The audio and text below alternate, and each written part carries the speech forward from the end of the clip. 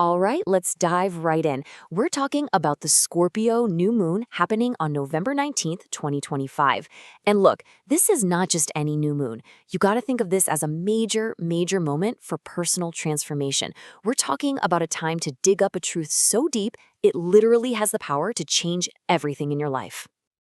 Yeah, this quote really says it all, doesn't it? This isn't some gentle, easy breezy event. No, we're talking about a really potent, intimate, and honestly, a deeply, well, honest lunar cycle. It's about getting real with yourself, in a way that can completely rewire your path forward. So, the big question is, how do we even begin to navigate this kind of intensity? Well, it's like we're being invited to take a journey inward, a real descent into our own depths. And you know what? We're not going alone. Our guide for this journey is an ancient, and I mean incredibly resilient archetype, the scorpion. And this is what's so powerful, because it takes this big, kind of esoteric idea and grounds it in something so real, so tangible. I mean, just look at these facts. The scorpion is an evolutionary masterpiece. It was thriving 200 million years before the dinosaurs. It can hold its breath underwater for 48 hours, endure insane heat and freezing cold, live for 6 months without a single bite of food, and get this, it can even survive nuclear radiation. This is not just an animal, folks. This is a symbol of ultimate hardcore resilience. And here's the core message, the whole point of all this. That exact same ancient, indestructible instinct for survival and transformation, it lives inside of you. Your ability to regenerate, to come back from anything, is older than any trauma you've ever faced. Your resilience is older than language itself. And that deep gut instinct to transform is way, way older than any fear you were ever taught. So, what does this ancient energy actually feel like right now during this new moon? Well, it's a paradox. It's a really unique feeling. On the one hand, it can bring this sense of disruption, like a major shakeup. But at the exact same time, there's this feeling of profound safety and support holding you.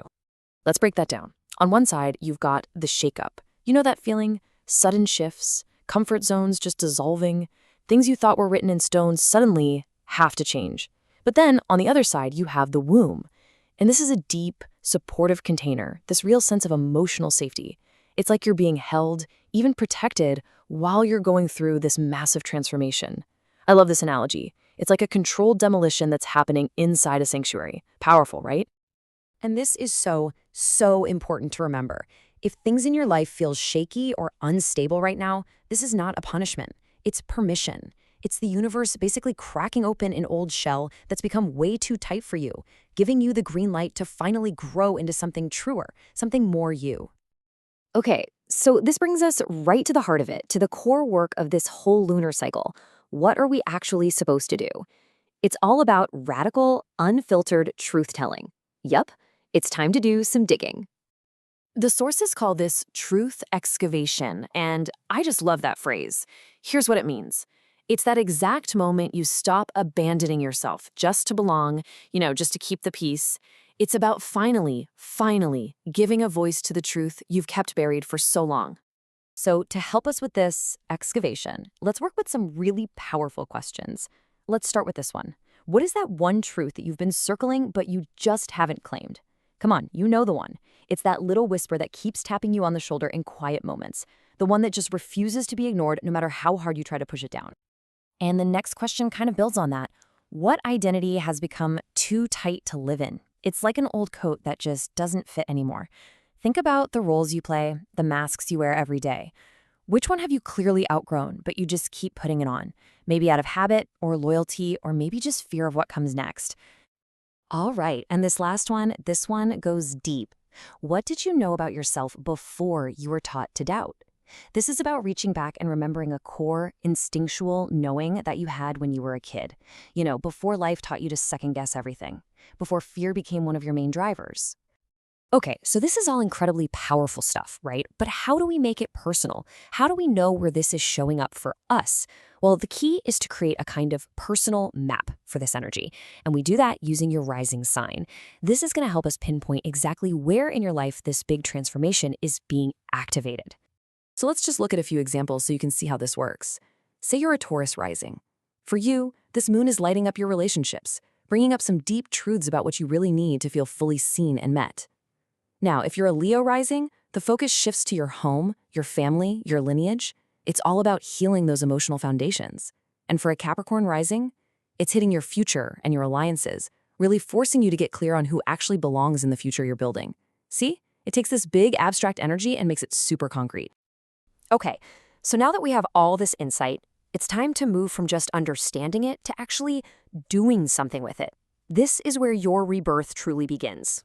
And here is a really simple but incredibly powerful ritual you can do. First, just get centered. Connect with your body, place one hand on your belly and one on your heart, and just breathe. Then ask yourself, what truth am I ready to remember? And just journal whatever comes up. No judgment. After that, ask, what part of me is ready to be born? And journal on that too. Now, this next step is crucial. Light a candle and speak whatever is ready to be born out loud. Give it a voice. And finally, you close with a vow to yourself. I trust what my body remembers. I trust what my soul knows. And to help you really integrate this work in the days that follow, here is a powerful little mantra you can use every day. It basically sums up the whole process. Honoring the truth that's rising up, releasing what just doesn't fit anymore, reclaiming your own power, and rising renewed. It's beautiful. So after all this work, the descent, the excavation, the remembering, it really all boils down to one final powerful question.